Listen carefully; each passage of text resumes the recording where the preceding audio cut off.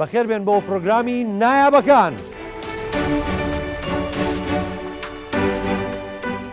خۆشەویستانم، لە کوردستان کەسانی نایابمان زۆرە. ئەمڕۆ میوانداری نایابێکمان کردووە. ئەو لە بزنسە سەرکەوتووە، خاوەنی بانکی خۆی هەیە، خاوەنی کۆمەڵێک پرۆژەی نیشتێجێبوونە، چەندین کۆمپانیای ئۆتۆمۆبیلی هەیە، بێژگە لەمە خاوەنی چەندین زانکۆی لە کوردستان. ئەو نووسەرە، چەندین کتێبی نووسیوە. ئەو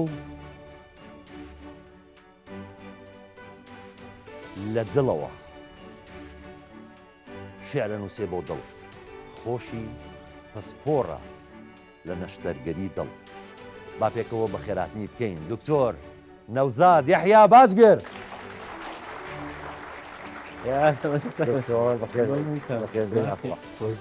باشی یاخوا بەخێر بێ. فەرموو دکتۆر، فەرموو.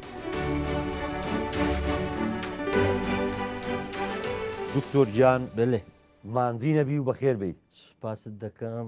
ئەنگۆمان دینە بن، ئەنگۆ بەخێر بێنە زانکۆی جیهان. زانکۆی جیهان بە ئێوە ئەوەدانە. لەکوێی ئەم ماوەیە دیار نیت؟ وەڵاهی لە کوردستانم. هەر لێرەیت؟ هەر لە کوردستانم. ئەرێ وەڵا وشە دەچینم. یاخوا بەخێر بێ. سپاست دەکەم. دکتۆر سەرەتا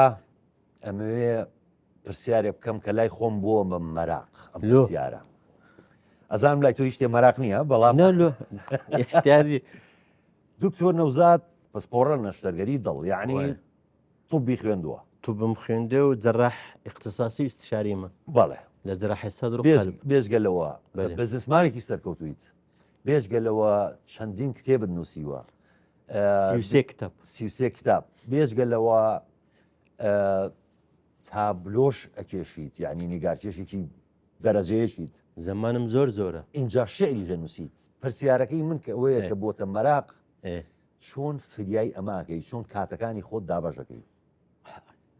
کات ڕۆژێ 24 ساعت بعد 40 دقیقەی لۆ ئیش بیتن 20 دقەش و ئیسراحەت بی فی 24 بکە ئەوە ئەتوو 18 ساعتت جێ ئیشێ هەیە. ژیان ئیوەیە ئەتوو هیچی بەزایع نەدەی چونکو لەسەر حسابە. بەڵێ خەوت بێتی، خەوت بێتن ناخواردنی دانیشتبی دۆمینەی بکەی، تەسبیحی بابدەی. یعنی بەڕاستی ئەگەر ئەمە زەمان زۆر شتێکی نایابە، زۆر پێویستە. ئەگەر ئەمە بە تەواوەتی ئیستیغلالی بکەین، ئەمە لە باتی ئەوە ئەگەر 70-80 ساڵیش بژی بە باشی ئیستیغلالی بکەی، یعنی ئەتوو 200 ساڵ ژیای.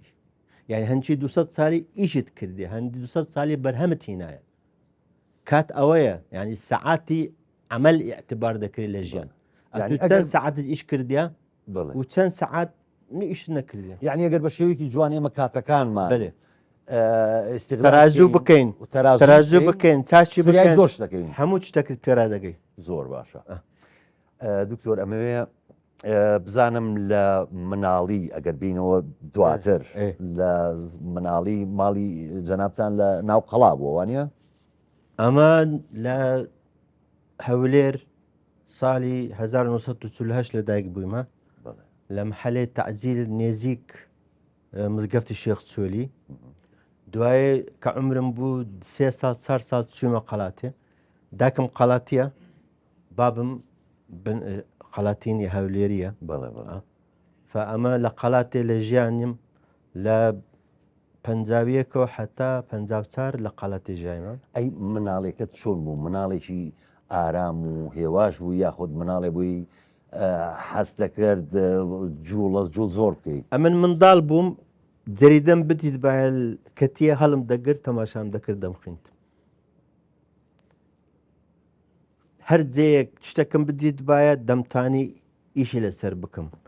یەکە گەورەك ئیشی کردبایە دەچوم تەماشای دەستم دەکرد کو دەکاتن. یەکەکەم دیت باە جەکەچی جوانی لەبەر کردێ، شەکی جوان دەڕوە، قسەشی جوان دەکرد، دەچوم تەماشام دەکرد. سوالم زۆر زۆر زۆر زۆر سوالم دەکرد. مامم خواعافەکە مام قاسم خوافیکە بەچی برادەرم بوو، ئەو منداڵێکەکەم لۆ دەژێرە دێگۆت دەهاتی لە ترشم دادەنیشتی ئەمن زیاتر لەگەر مامەکانی دیکە لەگەر تو جواب دەداوە و سوالەکان شتم بە باشی جواب دەداوە ئەمن ماندی دەبووم ئەتوماندی نەدەبوو فزۆرم حەز لە سوالی بوو فئومێدەوارم هەمووتان سوال چێژ بن سوالی بکەن لە خۆتان یەکەم جار دوای لە جێی دیکە سوالکردن فێرکردبوونە دەبی ئینسان فێر بیتن شەرم نەکە لەو شتێکە نازانی دکتۆر نەوزاد پرسیار ماوە بکەیت یعنی ئەو سوالکردنی کە جەنابەت باسیەکەی لە ژیانە پرسیاری تر ماوە بیکەیت هەزاران سوال مایە ئەجی هەزاران سوال ئەگەر سوال خلاص بی یعنی ئەتوو فکرت خلاص بوو لۆ دروستکردن فکرت مستقبلت نەما ئایندەت نەما ئەتو دەبی سوال لە خۆت بکەیت لە برادران بکەیت لە وڵاتت بکەیت لە تەکنۆلۆژیای بکەیت حتا بتانی لێ فێربی چ پرسیارێک لە مناڵیەوە تۆ ئەیکەیت و تا ئێستا جوابەکەیت بەدەست نەگەیشتووە ئازادی کوردستان سەربەستی کوردستان لە منداڵیەوە داخم هەیە ئێستا شەر لە دڵمە ئیشاڵە دەردەچی یانی دەپرسی بۆچی کوردستان بۆچی نەبووین ئەزبابەکان چییە و تەحلیلی دەکەم ئێستاش و زۆر شتەیە ئەم من دەستم پێکردە چکو بڕوام وایە ئازادبوونی کوردستان لە ئازادبوونی تربیە لە ئازادبوونی پەروەردەیە پەروەردە و زانین ئەمە ئازاد بکەین بە شانازی و بەسەر بەخۆیی بە تەکنۆلۆژیا تازە بکەین ئەمە ملتمان خلال 20 سال 25 سال دیکە ئازاد دەبی ئەلەقەل ئازادی سەر بەخۆی دەبی ئیقتصادی ثەقافی ئەگەر سیاسیش نەبیت بەتەنێ سەربەستی سیاسی نییە زۆر وڵات هەیە لە هەندێک جێیان لوکسمبۆرگ لە زۆر دەوڵەتی ئەوروپی زۆر بە قوترە ئەو نەشە بشکۆلە ئەوەندە هیچ بەحریشین هیچ شتێکی نییە بەڵام چیە تاکیان بە جۆرەی تاکی کەسانی دیکەیە هەمویان یەک هەستن یەکمانەوەنە یەک پەروەردەنە یعنی گەر تاکی کورد ئازاد بوو کوردستان ئازادە بێ ئەکیدم زۆر باشە دکتۆر جەنابەت لە پێناو کوردستانە پێشمەرگایەتیت کردووە جا من کیلۆشێکم بستووە دەڵێن دکتۆر نەوزاد چووە بە پێشمەرگە لەوێ ژنێک توی بینیەوە توێتی تۆ چیەکەی لێرە ئەو چیرۆکەمان بۆ باسکە ئەمە پاش ساڵی 1970 کە هەر کەسێک چووە شۆڕش ئینتحاق شۆڕشی کرد ئەمەش ئەو وەختی چوومە لێرە لە یەک گوندێ لە نزیک هەولێرەیە برادەرێکیش بابم بوو لە مالیان مام دیتم عالم قاڵەباڵە سوبێنە هەڵستام ئەو عالەمە بە سەتان هەزار چ شوێن چ شتەیە دیتم سوبێنێ سێچار ژن نانی دەکەن ئەمەش سڕم گوت نانم گوت ئەمەش قاد و قەرەوێت و پۆندرە گوتی قاتت لە بەراوە لە مەسکرەوە پێوەی بە مالێ بڵێم چینە چەند ساڵی دیکە ماڵ ئەو جەزانیان چۆن گوتی کوشکە کاکە ئەتوو چ دەکەیت چی ئەتوو گوتۆن لە من 6 مانگم مایە بمە دکتۆر هاتیمە شۆڕش بکەم ڕووی لەو لای کردە گوتی عیشە خوددا لەو عالەمەی گۆڕیتی نالێن ئەمە کو دەحەوێنەوە ئەوە بووە شتێک زەنگێک لە سەرم فکرم کرد سوبێنێ گەڕامەوە چوم داوامی خۆم کرد ئەو قسەیەم نەگوتی حتا وەختی شێرزادی بەڕاستی ئەمە ئەو هامان لێ کرد شۆڕشی 1970 کوردبینی چونکو بارمان زۆر گران کرد باشە ئەو حسی کە هەت بووە 6 مانگت ماوە تۆ کۆلێژ تەواوکەی ببیتە دکتۆر بەڵام میسوتە بچیتە دەرەوە بچیتە شاخ خەباتی شەکداری بکەیت ئێستش ئەو حسە قەومیەت هەر هەیە زیاترە بەس چەکدار نییە چەکەکەم قەلەمەکەمە جوانە چەکەکەم قەلەمەکەمە ئەمن بڕوام وایە چەکداری شۆڕشی چەکداری زمانی نەما زمانی تەکنۆلۆژیایە زمانی سۆشال میدیایە ئەمە دەتوانین خۆمان بچەسپێنین لەسەر گەورەترین حاکمەکان قەراردارەکان ئەوانی لە ئەطرافمانن ئەوی لە ناومانن ئەوی لە خۆمانن بتوانین ئیقناعیان بکەن کە بتوانین ئەمە شۆڕشش سپی دەبی دەست پێ بکەین لە تاکە و لە بنەوە لۆسەرێ نەک لۆسەرەوە لۆ بنەوە دکتۆر نەوزاد ئێمە هۆکاری سەرەکی بەرنامەکەمان ئەوەیە کە چۆن گەنجەکانمان چاو لە بە منیشەوە کە خۆم تۆزی خۆم گەنجکەم کە چۆن چاو لە بەڕێزێکی وەکو جەنابەت بکەم کە کەسێکی سەرکەوتویت کەسێکی نایابیت اینجا گەنجەکانیشمان حەزەکەن بزانن مەسەلەن نهێنی سەرکەوتنی دکتۆر نەوزاد چییە؟ جا لەوانەیە پرسیار لایەن دروست بێت جا من حەزەکەم پرسیار ئەمان خۆیان پرسیارەکەن بزانم سەربەست بن لە قسەکردن ئەوە لە سەربەست بن بزانین کێ ئێوێ پرسیار بکە جەنابەت فەرموو سەرەتا زۆر بە خێراتنتان دەکەین بەژی بە خێراتنی کاک دکتۆریش دەکەین دەمەوێت سەرەتا بە شعرێکی خۆی لە یەکێک لە پەرتوکەکانی ئەڵێت لە پەرتووکی مامۆستا ئەڵێم نە شاعێرم نە هونەرمەند مێشکی خۆم دەکەم بە دەوڵەمەند کاک دکتۆر بەڕێزت لەلایەک بزنسمان لەلایەکی تر دکتۆر لەلایەکی تر خاوەنی بەشی خێرخوازیتێ و هەروها زۆر گرنگی بە بابەتە نەتەوەیەکان دەدەیت چۆن توانی تا ئەو هەموو کەسایەتە لە خودی دکتۆر نەوزاد کۆ بێتەوە ممچینە لەوەندەکە دانیشتینە ئەگەر ئەو شتە ئەمە کردبم وەچی من بکەن لە من باشتر بکەن ممکنە چەند کەسێک لەنگۆ لە من زۆر باشتر دەبی پرسیارێکی تر یعنی ئەوە نییە بلێم ئەوە تاکەک بوو ئەمن هیبەکەم هەبوو شتەکەم هەبوو کردم نە هەموومان دەتوانین بیکەین هەمووتان دەتانم لە من باشتر بن بەڵام دەبی پلانی دابرێن لەسەر پلانەکەی بڕۆن و بەتەواتی لە گەری بن خۆتان فێرکن کە من دەڵێم مێشکی خۆم دەکەم دەوڵەمەند بەڕاستی مێشک دەوڵەمەند بوون گەورەترین دەوڵەمەندیە ئەو وەختی تو دەوڵەمەند دەبی کە مێشکت دەوڵەمەندە ئەو وەختی سەربەست دەبی کە مێشکت سەربەستە دکتۆر پرسیارێکی تر زۆر کات گەشتێک بەناو سروشدا ئەەکەی لەگەڵ سروشتا بینت زۆر باشە زۆر بەجددی لە سەری دانیشتم گەشتێک بەناو سروشدا ئەەکەی ئەو گەشتێک کە ئەنجامی ئەدەیت لەم سروشتەیە کە تۆ چەندین تابلۆ و وێنەکێشانت هەیە ئایا کاتە گەشتەکە ئەەکەیت ئەو فکرانێک کە لە نەو سروشتەکە وەری ئەگریت لە تابلۆی کە تا بەکاری دەهێنیت چ پەیامێک لە پشت ئەو تابلۆیانەوە هەیە دەست خۆش زۆر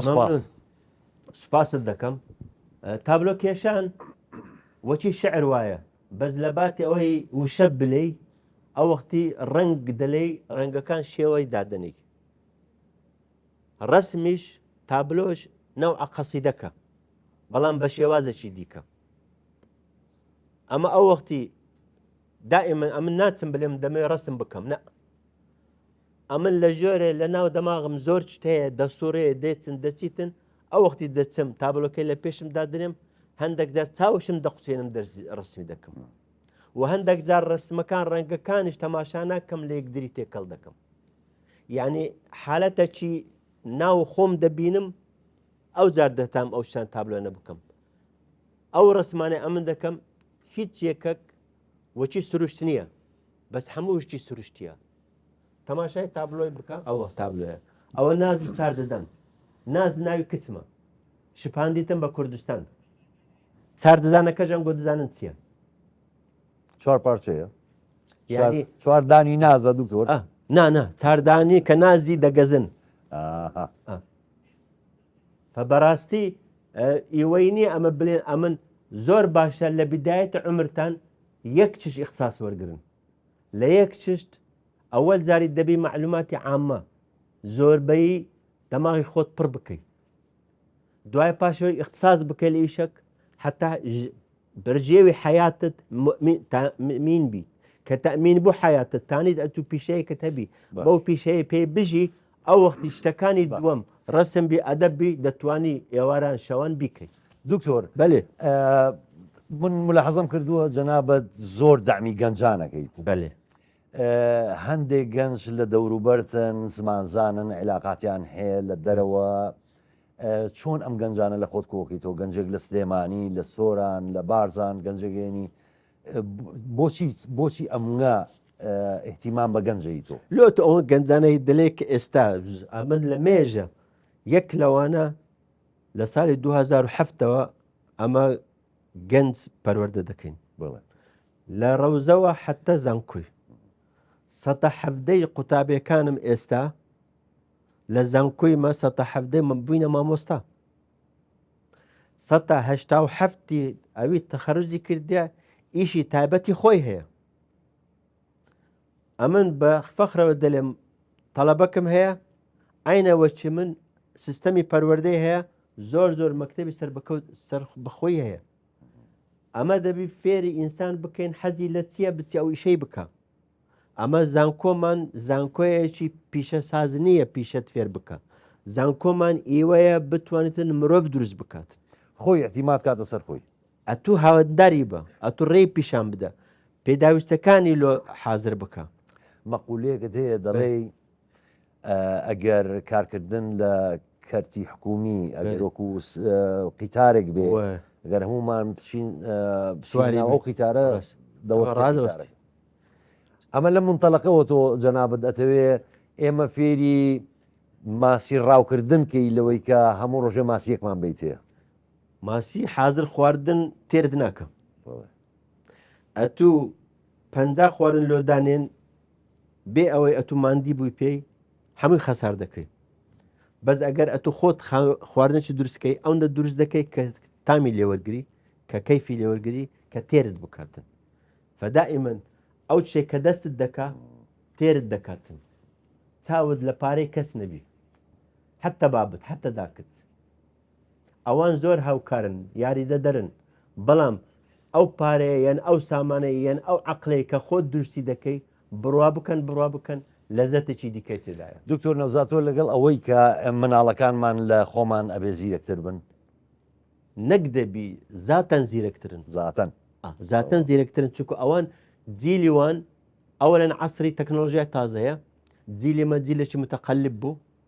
ئێستا ئەمەش باشین بەس جیلی 2 جیل 3 جیل پێشەمە ئەوان هیچ فەرقیانێ لە بەینی 30 جیلی دی پێشەوانیش لەم دوایە گۆڕانکاریەکان زۆر خێران زۆر خێرانە چونکو داتای فێربوون لە من دەستی هەر کەسەکەیە یعنی هەر کەسێک دەتوانی خۆی فێر بکاتن جاران دەبای ئەتوو بچی لە کتابەکی بگرێ لەش ئێستا لە ناو زیفانت هەموو شتەکەی بۆی عەرەبیت بزانیایە بۆ هیچکە مەسادیرەکان هەمووی عەرەبی بوو دکتۆر نەوزاد دەڵێن دکتۆر نەوزاد زۆر نەرمونیانە ژیان دۆستە من ئەشی بینم لە لەوحەکان تا ئەیبینم چەند ژیان دۆستی لە شیعرەکان تا ئەیبینم چەند ژیان دۆستیت ئەوەیان یەکلای بوونەتەوە بەڵام ئەمێ بزانم دکتۆر نەوزاد لە چی تووڕە بێ ئەگەر یەکێک نەزان بی و لەسەر نەزانی خۆی مستر بیتن و خۆی فێر نەکە ئیش نەزانی خۆی تدەخلی هەر شتێک بکە بلێ دەزانم ئەمە لەوەی تووڕە دەبم کە ئەو کەسانەی هەڵپەستن و هیچ نازانن و بەڵام ئەوها دەکەن لە دە کەسی دیکە کە لەوان زاناترن پاڵیان دەدا خۆی بدێختە پێشەوە لەوانە یەک تووڕە دەبم جاتۆ ئەوانە ئەبینیت زوو درکیان زوو ئەیان بین تەبعاً لە حیات لە هەموو کەس ئەوان دائیمەن ئەوهانە بە قاڵدرمەی کەسی دیکە بەسەر دەکەون ئەوانە زوو دەکەون باشە ئەبێ بزانم شەی کە ئێوە پرسیار بکە ئەو کوڕەی دواوە کوڕەکان زۆر کەم دەست بەرزەکەنەوە شتێکی جوان لە زانکۆی جیهاندا دەبینم بۆ نمونە دەرچوانی ئەم بەشە پزیشکەکان هەروە ژمێریاری دوای دەرچوونیان کاریان پێدەست پێدرێت ئایا بیرتان لەوە کردوێتەوە پارە بەم بابەتە بدەن بۆ ئەوەی کە بەشتێکی زیاتر دەستیان بکەوێتە بازار کار ئەکیت بڕۆن ئەمە زانکۆی جیان ئەپلاید یونیڤەرسیتی یعنی زانکۆیەکی تەطبیقیە زانکۆی تەطبیقی ئەوەیە ئەتوو کارت فێر بکاتن پێش ئەوەی بتخاتە ناو بازیان پێشەوە تەخەرج بکەیت بە قەدەر ئیمکان بتوانانی کار پێر بکاتن بە نسبەتی زانکۆیەکانی جیهان لەگەر گروپی جیهان ئاشنانە ئەمە بەڕاستی یەکەم و دووەم و سێمەکانی خۆمان ئەگەر بیانەوێ هەر لە زانکۆی دایاندنین زۆربەی کە کار دەکەن تازەکان کە هاتیینە ئەغڵەبیان خەریجی زانکۆیەکانی خۆمانن ئەمە دەتوانین لەبەر چ لەبەر ئەوەی ئەمە دەزانین چیان فێر دەکەین ئەگەر دەتانەیە کار بە سانایی بەدەستان بکەویتن گەنجینە دەبی تەطبیقی مهنەکەی خۆت بزانانی ئەگەر مهندس بی بتانی هەندەسەی بکەیت دەبی زمانی ئینگلیزی و کۆمپیوتەری بزانی بێ زمانی ئینگلیزی و کۆمپیوتەر ئەتو نابیە فەردەکی تاکەچی نێودەوڵەتی ئەمن دەمێتن لە هەموو گەنجەکانی کوردستان ببنە گەنجی نێودەوڵەتی ئاستیان ئاستی بەرز بیتن بتوانن لەگەر کەنەدای لەگەر کۆریای زاحێلەکان پێشبڕگێ بکەن ئەوەش بە دوو چیز دەبیتن زمان ئینگلیزی باش بزانە کۆمپیوتەرێکی چاک بزانە ئەو دوشتەی بکەن ئیشتان زۆر زۆر زۆر زۆر سەهل دێت. دکتۆر نەوزات تۆ بەێ باوەڕت بە گەنجی کورد هەیە کە بتوانێت شان بەشانی گەنجێکی کەنەدی و کۆری منافەسە بکە و لەوانیش بێتەوە کۆری ناتوانم بڵێم بۆ چیوانە بەس لە کەنەدی باشترە لە ئەمریکیش باشترە چونکە ئەوان ئێستا گەیشتە تەمبەڵی جۆتان لێ گەنجینە بەڕاستی ئەمە گەنجەکانمان ئیش فێر دەبن چونکو پێویستیان بە ئیشەکەیە و کەیف و بەختەوەر دەبن بە ئیشەکان یەک ئامۆژگاری دیکە ئەو ئیشەی خۆشتان نەوێ میکن یعنی مەڕۆنە ئیشەکی بزەڕت ببێ مەعاش خۆر باشە دکتۆر هەندێک کەس هەندێک لە گەنجەکانی خۆمان یعنی باوکی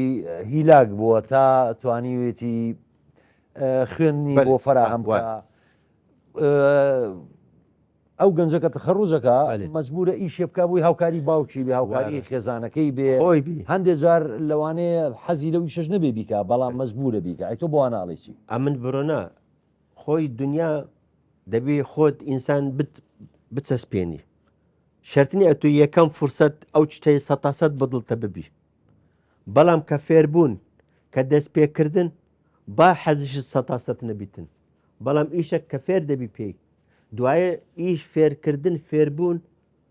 مجتەمەعی ئیشکردن کۆمەڵاتی لە ئیش جوایزە لە کۆمەڵاتی زانکۆ جوایزە لە کۆمەڵاتی خوێندنی ئەعدادی و متەوەسە یەن ماڵەوە ئەتو دەستێ ناو شەریکە ممکنە 50 کەسی لەیە ئەوان جوایزن لە مجتەمەعی زانکۆی فدەبیتن ئەتو ئاشنابی شخصیت و شارستانەتی و ئەو وڵاتەی درستە چی بکەی حتا بتوانانی خۆت بە جۆرەوەی بچەسپێنی خۆت بتوانانی ملائیم بی لەگەڵوان زۆر ڕاستە یعنی یەکەم جار شەر نییە و ئیشەکە بەدڵی خۆتە بەڵام لە پاشا دەستەکەوێت زانکە دەتوانانی ئێوارانش دوو ئیش بکەیت بەێ ئەخ هەموو کەسێ ئەنێرجی توی نییە نانە لۆ نییە هەیە ئەگەر ئیش وەچی ینی ئیش چەند ئیش بکەیت ئەوەندە حەز لێ دەبیتن ئەوەندە بە کەیف دەبی کە ئیش دەکەیت بەڵێ چێکە دەوێ فەرموو دکتۆر چۆن لە داهاتوی گەنجانی کوردستان دەڕوانی لە کاتێکدا دەبینین ڕۆژهەڵاتی ناوەڕاست ئاگری لێدەباری ئایندێ کوردستان چۆن دەبینی پرسیارێکی قورسە ئایندە کوردستان ئەگەر استفادە نەکە زەرەر ناکە لەو شەڕێکە ئێستا هەیە ئەگەر ئەمە ژیر بین دەتوانانی استفادەی لێ بکەین بە باشیش بەڵام ئەوە ئێستا گۆڕانکاریەک دێ لە ناوە ڕۆژهەڵاتی ناوەڕاست ومێداوارم خوێناوی نەبیتن ئەگەر گەنجەکان زیاتر ئاشنا بن لەگەل یەکدری بتوانن پێکەوە ژیان پێکەوە بحەوێنەوە ومێداوارم بە زووترین کات ئەو خوێنە ڕاوەستیتن ئەو قینەش بڕژێتن بەسە با ئەمە پێکەوە بژین پێکەوە دکتۆر بینە سەر شعر بزانین دکتۆر نەوزاد شعر باوەڕی بۆیە کە ئیلهامە کاتێک کە شعرت بۆ ئیلهامە یاخود وەستاییە ئوستەییە شعر یاخود ئیلهامە کامیانە لە هەردووچیتی هەروشێتی هەردووچیتی یعنی وەستایەکە بە جۆرێ بە زۆر نووسین بە زۆر خوێندن بە زۆر ئاشنابوون لەگەر شاعرەکانی دیکە بەڵام شاعری مبدع زۆربەی ئیلهامە ساتەنەوەت ئیلهامە ساتا دای وەستایە يعني شاعر هي مبدعة يعني كرياتيف شاعر شيء تقليدية فأول وسطايتي دمنيز عندك شاعر هي وسطايتي كي سطة بنزا بنزا عندك سطة هشتا بحفتا هشتا بس بيستا عندك شيء حموي إلهام باشا دكتور نوزاد هي الرغند اللي دقرن ضلين مثلا للرزمانة كيشي هي للشعر كان رزمان نازنم تۆ ڕێزمان نازانی ڕێزمان ئەمن کە دەلێم ئیلهامە ڕێزمانەکە خۆی چا دەکاتەوە یعنی ئەوەی تۆ لە دڵەوەیە دەنیشێتە سەر دڵ ئەمن دەلێم ئەو چان ئەمن دەنووسم شعر نییە ئەوانەی دەنووسم هەستە کە من دەلێم نەشاعرم نە هونەرمەند مشکی خۆم دەکەم دەوڵەمەند ئەوە فعلەن ئەو هایە یعنی هەستەکان و ئەوە هەستمە ئەوجار ئەمن بە کوردی گوتم بە عربیش دەلێم بە ئینگلیز جار دەێن بە تورکیش هەندێک جار دەلێم کو هات ئەوها دێ یعنی هەندێک جار هەیە ئەمن دەلێم حتا دێرەك شعر دێتن ممچینە ئەتوس 10 کیلومتر هەڵی ئەوەندە ماندی نەبی بەڵام هەڵاتنەکە لەناو خۆتە لەناو مێشکتە هەڵدی لە پێ و دەست و بەعزات هەڵ نایە دکتۆر نەوزاد لەو بوارانەی کە ئیشی تیاکی و ئیشی تیا کردووە کامیان لە هەمویان خۆشترە بۆ دکتۆر نەوزاد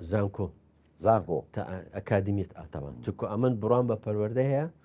پەروەردەی باش هەموو شەک باش دەکەم تۆ ئەو ئەنێرجی جوانە ئەبەخشی بەو گەنجانە ئەوانیش لە دوان ڕۆژە سوودیانە بێ بۆ خۆیان بۆ نیشتیمانە گەشتیان وانە ئەکییت لۆ خۆی بی لۆ نیشتمان نیشی دەبی من دەڵێم ئەوی کە بۆ خۆی باش بێ دەتوانێت بۆ چوار دەورەکەشی باش ئەکییت نەک باش دەبیتن دەبیتە نمونەکیش لۆ باش بوون زۆر باشە باش زۆر گەشتەکەی تۆ لە گەشتەکان تا زۆر سنوور ئەبریت وایە لەو دی سنوورەکانەوە بەردەهێنی لەگەڵ خۆتا جا دەمەوێ بزانم خۆشەویستی تۆ بەرد چییە و تۆزە باسی سنووریشمان بۆ کە سنوور لای تۆ چییە سنوور مرۆڤ داینایە نەک مرۆڤ داینایە حاکم داینایە یان مەلیکەکان دایان نایە ینی سنوور لۆمەل نییە سنوور لۆ هەوای نییە لۆ بارانی نییە ئەو بارانە نایە بلێ من عێراقیمە ئەوی دیکە بلێ من تورکیمە یەنە ئینسانیش وا بوو حتا نظامی حکم دانرا مەلکیت دانرا دوای حکم ئەو زەر سنوور دانرا ئەمە لەو بڕایەمە 100 ساڵی دیکە کە ئینسان دەبیتە تاک کامل تەکنۆلۆژیای دەبیتن ئەو وەختی سنوور دەبەزینە سنوور نامێنێتن ئێستا سنوور لۆ ئایتی نەمایە لە ئەوروپا نەماوە ئەو سیاسی نامێنێتن ئێستا لە ئەوروپای نەمایە سیاسی ومێداوارین لە شەرق ئەوسەتیش نەمێنێتن ومێداوارم لە هەموو دنیای نەمێنێت چونکو سنوورەکان پێشکەوتنی وڵاتەکان تاخیر دەکەن ئینسان لەگەر ئینسان هەوا لەگەر هەوای فێربوونە یعنی ئەتوو دەچە کۆریای ملەتێک دەبینی عشقی ئیشینە عشقی فێربوونینە دەچێ یابان دەبینی پیاوەک عمری 60 ساڵە سێ ئیش دەکاتن نەک لە بەرەوەی نیتی ئیش دەکاتن لە بەرەوەی ئیش دەکاتن حتا شعور بە فەراغ نەکە ئەوە زۆر درمیمە ئەتوو نیو سعات شعور بە فەراغ بکەی لە تو وایە سێ ڕۆژە ئەتوو چت نەکردیە شعور بە فەراغ زۆر زۆر زەحمەتترە لەوەی ئەتوو کە مەشکت دیێندەست ماندی دەبیتن ڕاستە فبڕوا بکەن جاری وایە کە ئیشت نەبێ زۆر ناخۆشتر لەوەی کە ئیشت زۆر طبعاً ئەی مەسەلەی بەردەکە بۆچی وەت عاشقی بەردیت بەردی کوردستان ئەمن زۆر جێ دەچم یعنی زۆر چی گەورە دەبینی نووسرا لەسەری 20,000 دلار بەردەکە ئەمە چوومە کوردستان لەوەی دیتیتم ێ باشە لۆ ئەمە لێرە فرەدرایە لەوێندرش بە 20,000 دلاری دەرێتن هەر عینە شتیشە بەرد عینە بەخوا هەر بەردی دروستکە ئەو بەرد ئەنوە عشکال بەردەیە لە سویدیش لە ئەفریقیاش لە ئوسترالیاش بەرد عینە بەردە بالعکس بەردی کوردستان زیاترە چونکو ئەمە چیامان هەیە بورکانیمان هەیە تەرەسوبیمان هەیە ئەنوە عشکال بەردمان هەیە لە جیۆلۆجیشە زانی چم کرد تیمێکی برادرانی جیۆلۆژی تیمێکمان دروست کرد چون بەردەکانی کورسیان کۆ کردەوە وەرشەکی کچکەمان دروست کرد دوسێ مۆزەفی باشمان دروست کرد لە مرکزی سەقافی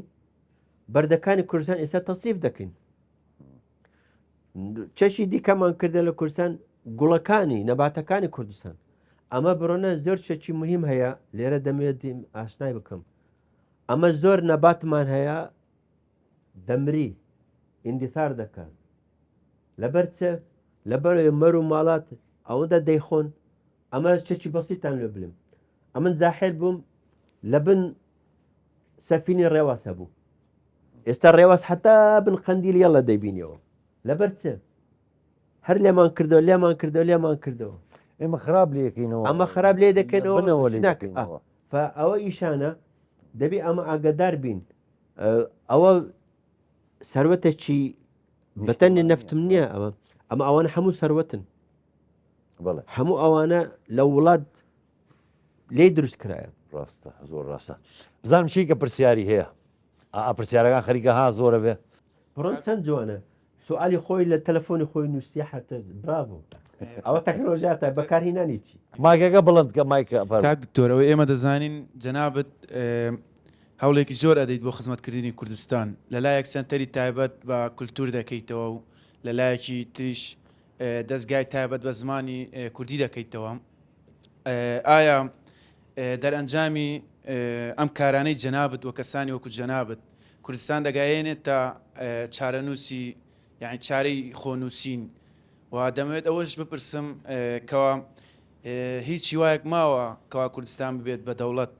و ئەوەندەی بزانیشم چکە زۆر متابعی تۆ دەکەم ئەوە تاکە خەون و کۆتا خەونی تۆیە کە تا ئێستا بەدی نهاتیبی زۆر سپاس زۆر سپاس بڕۆنن ئەمە ئەگەر خۆمان دروست نەکەین خۆمان هەمومان یەکی تزاه نەبین یەک ئاست نەبین یەک هەدەفمان نەبیتن ئەمە ئەو کەسێک کە نایەنێ ببینە دەوڵەت بەمە دەوێرن و ڕێ سانات لۆ ناکەن بوونە دەوڵەت دەبی مقاوماتی دەوڵەتت هەبیتن دەبێ ئەمە ئەو مقاوماتانە دروست بکەین ئەو وەختی ئەوان پێمان دەڵێن وەرن ببن زۆر دەوڵەت هەیە پێ گۆترا وەرە ببە ئەو زەر بوو ئەمەش دەبی خۆمان دروستکەین مقاوماتی دروستکردنی دەوڵەتمان هەبیتن و هەیتشمان یەکڕێزیمان لەگەلی هەبیتن هەدەفمان هەبیتن پێدەگەین چونکو ئەمە بوونی دەوڵەتی کوردستان معنای ئەوە نییە ئەمە لە جیرانان جایز دەبینەوە نە ئەمە لەگەر جیرانان چاک دەبینەوە پێک دێن لەگەر جیرانمان یەک دەبین یعنی ئەمن کە دەڵێم لەو ئاستەی سنوورم ئەمن نامێ هەبیتن لە دنیای سنوور نەبی کە سنوور نابیتن ئەو وەختی ئەمە هەموو کەس دەتوانێت بلێ دەوڵەتە ئێستا جەنابەت زۆر کەسەیە ئەو پێداویستەی دەوڵەت هەیتی تاک هەیتی ئەستا ئەتو جەنابەت وەختی خۆی 20 ساڵەوەی پێشتر دەوڵەت بە گەورەی خۆی تەلەڤیزیۆنێکی هەبوو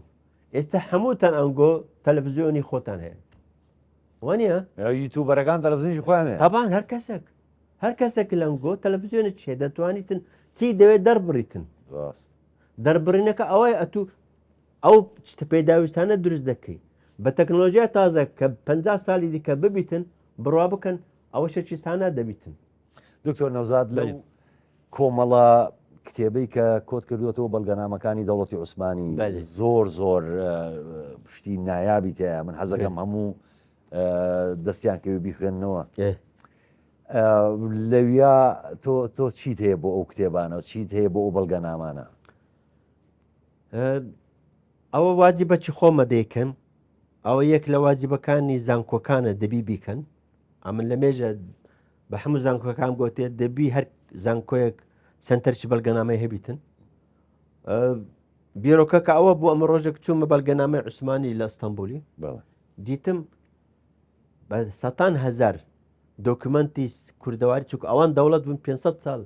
کوردستانیان حکم کردیە هەموو دۆکمنتەکە لەوێن دەرەیە ئەگەر ئەمە بمێتن بە تەواوەتی مێژووی کوردستان ببینم دەبی ئەمن ڕێشەکان ینی مەزدەرەکانی ئەویشە ببینین لەوێن دەرە ئەوە بوو سێ برادەری نردمە وێندەری ئیشەکەیان کرد دوایە خاتون چتو لەگەر هەمزەی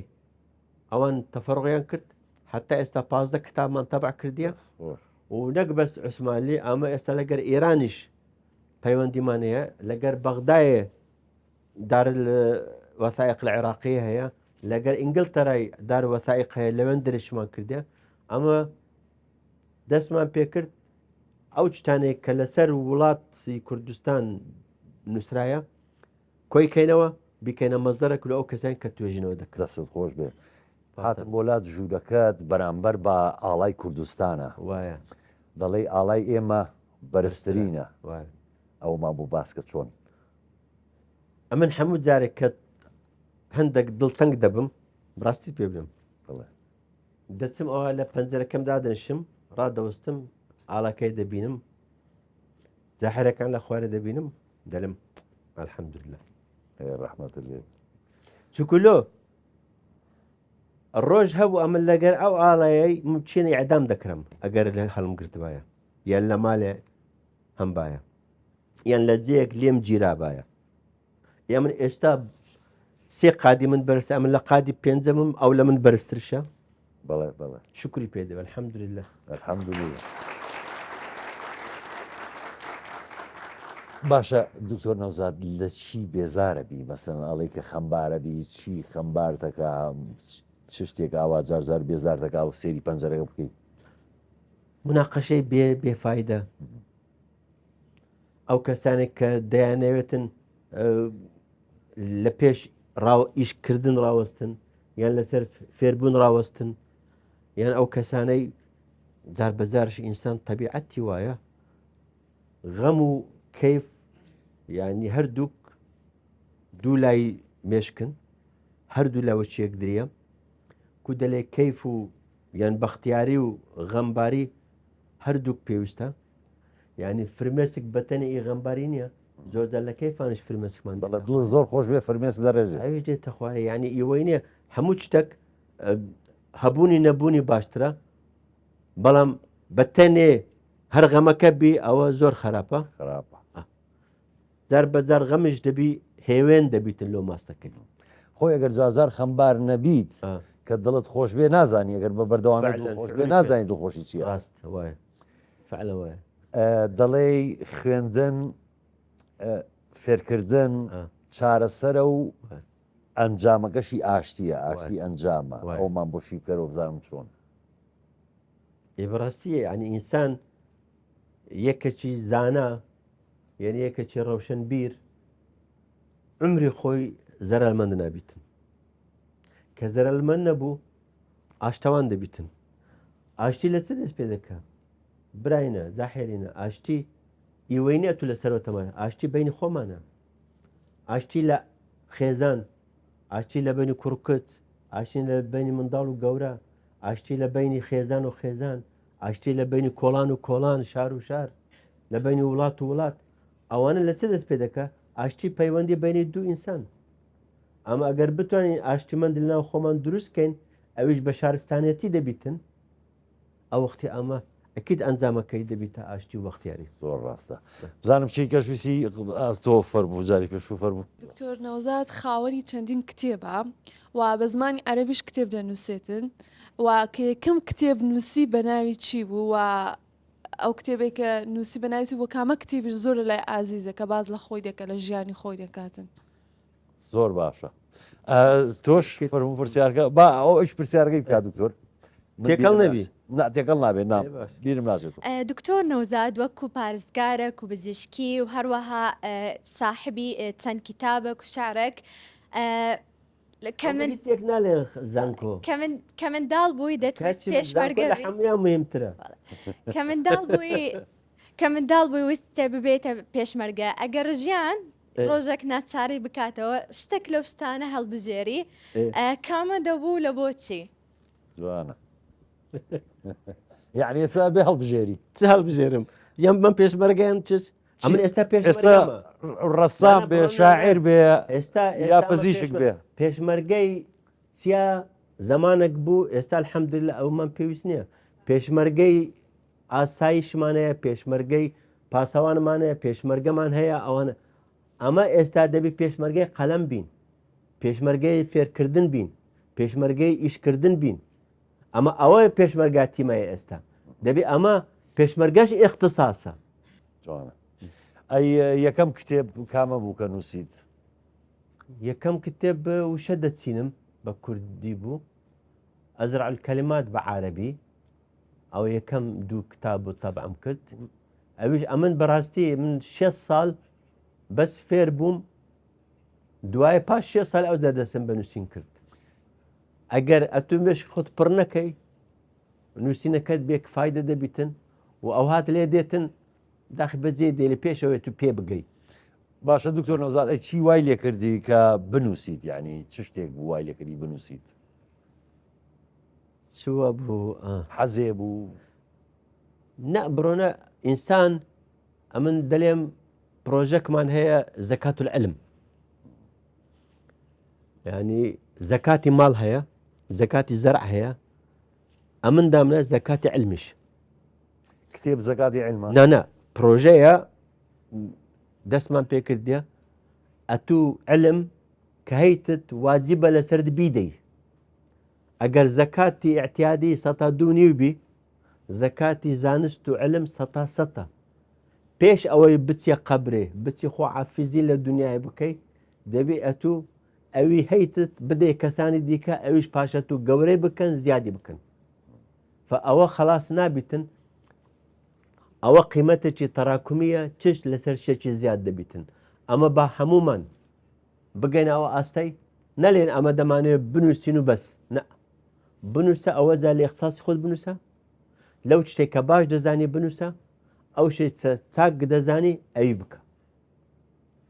کتابەکانشم هەموو چێک دری خۆشم دەوێتن چونکە هەریەکە پارچەکی لە مێشکمی وەرگرتیە. سوپاسان. سواز بۆ تۆ دکتۆر نەوزاد. ئەمێ بزانم لەگەڵ سۆشیال ئەتەکەنجێت دەتێ بزانیت من هەر حەزەکەم بزانم سوال بکە ناڵی هەتا سوال بکەم ئەوە هەمووی سوال لەگەڵ سۆشیال میدیا بینت چۆنە؟ بڕۆنە سۆشیال میدیا ئێستا هەروەشی گوتم پەیوەندیە هەر کەسێکە لەمە ینی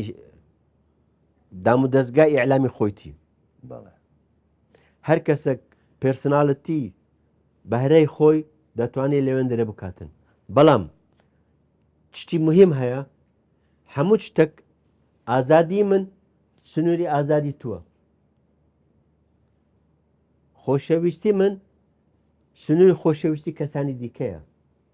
هەموو شتێک دەبی سنوورەکان بپارێزین. سۆشیال میدیا ئەتوو حڕیەتەکە دەداتێ مەجالەکە دەداتێ تعبیر لە ذاتی خۆت بکەیت. ئەوە زۆر جوانە بیکەی و تەواویشی بکە. بەڵام هەندێک لە جاحیلەکان لە سۆشیال میدیای بەکارهێنانی مناسب ناکەن و ئەوەی اعتیادیە لە هەموو شتێک کە تازە دەردەچیتن بە باشیش دەکرێت بە خراپیش دەکرێتن دوای خراپێکە یەواشش کەم دەبیتەوە شتە ئەسڵەکەی دەمینێت. دکتۆر دەستگای خێرخوازیتان هەیە بەێ و زۆر زۆر هەلی کاریشتان ڕخساندەوە بۆ گەنجەکان. ئەمێ بزانم چۆن ئەو تەنسیقە ئەکەن مەسەلەن من دڵنیام هەر لەوەشا بەردەوا من کە زیاتر ڕێژەکە زیاترکەن و بەبێ جیاوازیش ئێوە خێر دەکەن. یعنی ئەمێ بزانم ئەمەش واجیبێکە وەکو زەکاتی عیلمەکە دەیبینیت یاخۆ چۆن ئەمیشە؟ بڕۆنە کاکە خۆبەخشی ئەگەر پێشمەرگە یا شەیدەکان ژیانی خۆیان خۆبەخش کرد بیتن ئەمە ماڵ و سامانت خۆبەخشکردن زەروریە لەسرت. ئەگەر ئەمە خۆمان خۆش بێ یەکەم جار ملەتی خۆمان وڵاتی خۆمان خۆش بێتن دەبی ئەمە خۆبەخش بین لە زۆر چشت. یعنی خۆبەخشکردن خۆشەرتنە ئیل لە بەپارە بیت. ئەتوو تەڵەبەکی زانکۆی جیانی سنفی چاری تەڵەبەکی سنفی دوی قسمی خۆت فێر بکەی ئەوە زۆر چێکی جوانە خۆبەخشیە. ئەتو ئەگەر بتانی دوای خێرکردن ئەدی خوددا لۆدای پارە ماڵ و سامان لۆ چییە؟ ماڵ و سامان ئەرگی ئەوەیە ئەتو خۆت بە باشی بژێنی و ئەوان دیکەش هاوکار بی کە خۆش بژێن. پارە کاغزە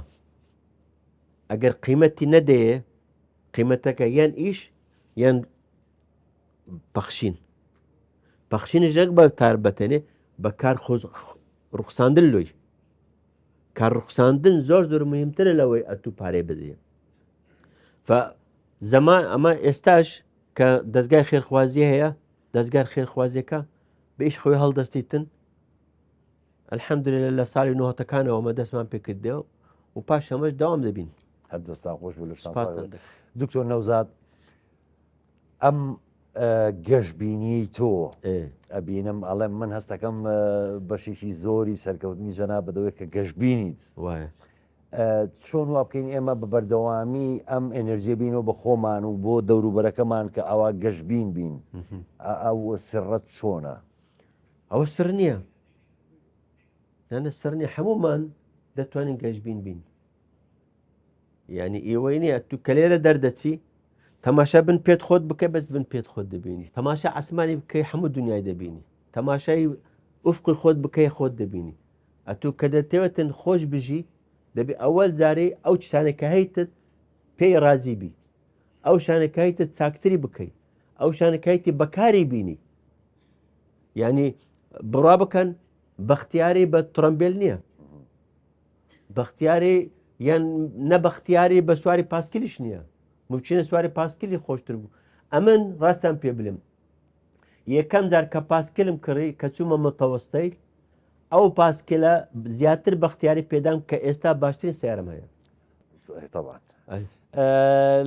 یەک پرسیاریکە وەرەگرم فەرموو دەقینە ئەویش با دوای ئەو تۆ فەرموو تۆ بەڵێ بەڵێ دکتۆر وەک بازرگانێکی سەرکەوتوو باشە شتێکی زۆر جوانە زۆر تایبەتە لای من زۆر ڕێزی هەیە زۆر ڕێز و سپاسم هەیە بۆت کە وەک بازرگانێت بەم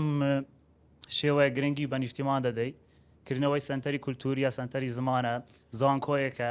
زۆر کار و پرۆژەی ترە تۆ وەک دکتۆر نەوزاد نا وەک بازرگانێک چه پەیامێکت بۆ ئەو بازرگانانەی تر هەیە کە گرنگی بە زمان و نیشتیمانی خۆیان نادەن ئەوە پرسیار نانە محرزیە نە بالعکس بەنسبەتی بازرگانی بە عربی دەلێن تاجر تاءەکە تەقی ئەلفەکە ئەمین جیمەکە جەری ڕەئەکە ڕەحیم ئەو چار سیفاتەی تاجر هەبیتن هەموو لە من باشتر دەبن تاءەکە چی بوو دکتۆر؟ تەقی ئەلفەکە ئەمین جەری ڕەحیم بەڵێ جوانە تاجر بازرگان هەموو بازرگان لە من باشترن بەڵام ممچینە ئەوان ئەو وەختیان نەبی یان ئەو هیبەیان نەبیتن نەیانتانی بەوشان بگەز بە زۆر کەس هەیە کردیتیان زۆر کەس هەیە مەکتەبی دروست کردیە زۆر کەس هەیە تەڵەبەی بەخیندن دەدا زۆر کەس هەر کەسێک بە جۆری ئیمکانی خۆی بەس لێرەوە داوا دەکەم لە هەموو ئەو کەسانی کە خوا پێیانی دایە بە شێوازێکی فێرکردن ببەخشن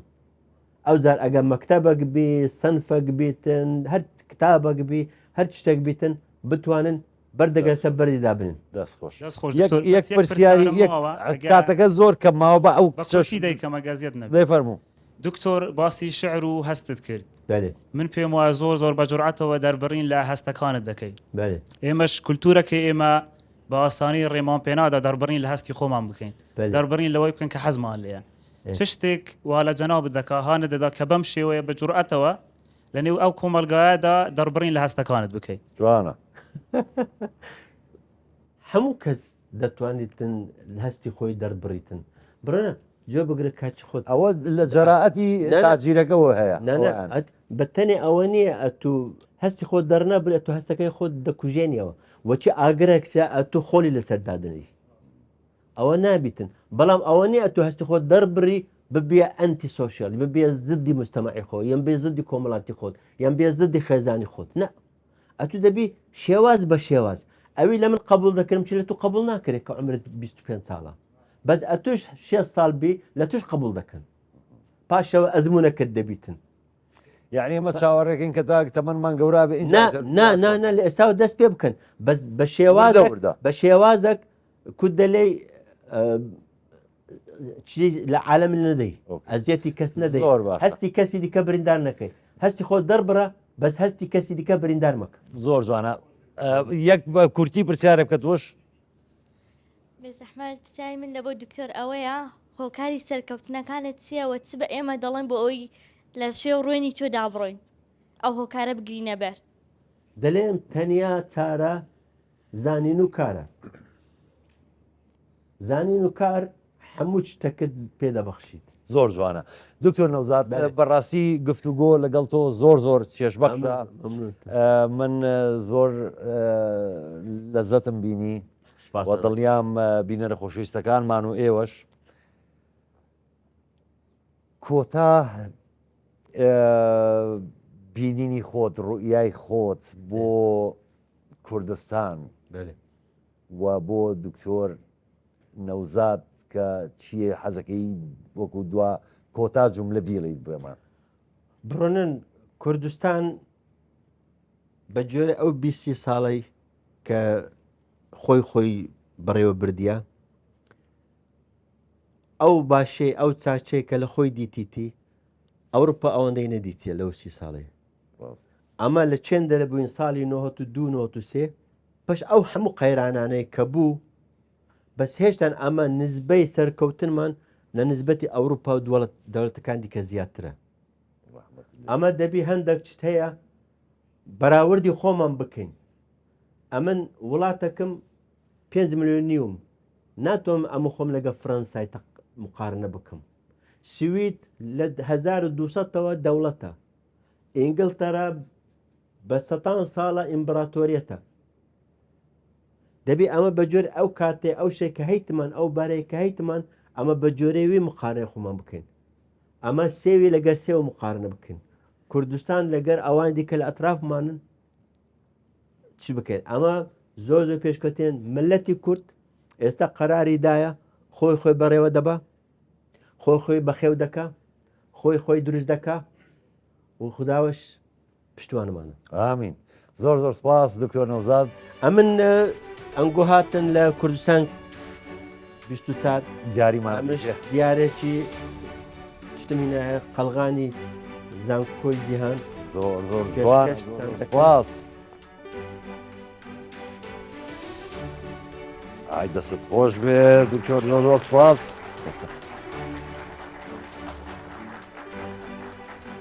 دەستەکان دکتۆران زۆر سپاس ماندووماکردن بینەرە خۆشەویستەکانم هەتا بەرنامەیەکی نوێی نایابەکان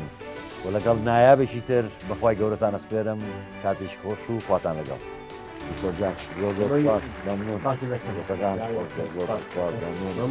دەستی هۆش خۆش بێ زۆر سپاس لەشتان ساغ بێ